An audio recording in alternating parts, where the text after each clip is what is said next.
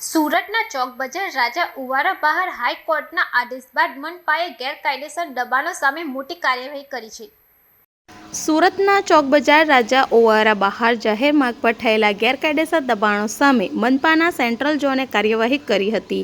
હાઈકોર્ટના આદેશ બાદ મનપાની ટીમે સ્થળ પર પહોંચી પાનની કેબિનો અને અન્ય પાકા બાંધકામો બુલડોઝરની મદદથી દૂર કર્યા હતા।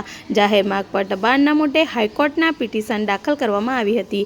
કાર્યવાહી બાદ જાહેર જગ્યા દબાણ મુક્ત કરવાની પ્રક્રિયા શરૂ થઈ છે। મનપા દ્વારા આગામી દિવસોમાં પણ આવા દબાણો સામે કાર્યવાહી ચાલુ રાખવામાં આવશે। હું દીપક આફ્રિકાવાલા ચોક બજાર હેરિટેજ માટે હું મહેનત કરી રહ્યો છું અને ખાસ કરીને રાજા ઓવારા ઉપર ગેરકાયદેસર કબજો હતો 12 વર્ષથી લડી રહ્યો છું અને એની આજુબાજુ લારી ગલ્લાના દબાણો અને પ્લેટફોર્મ બનાવીને દુકાનો ચાલુ કરી દીધેલી આ બાબતે બી મેં દૂર કરવા રજૂઆત કરી છે।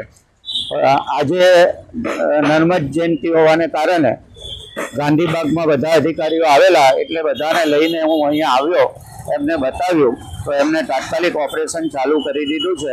રાજેશ ગાંજાવાલા અને માવાની ને બધા મશીનરી પણ બોલાવી લીધી છે, તો હું એ બાબતે એ લોકોનો ધન્યવાદ કરું છું અને કામ અત્યારે શાંતિપૂર્ણ રીતે ચાલે છે, કોઈ તકલીફ નથી।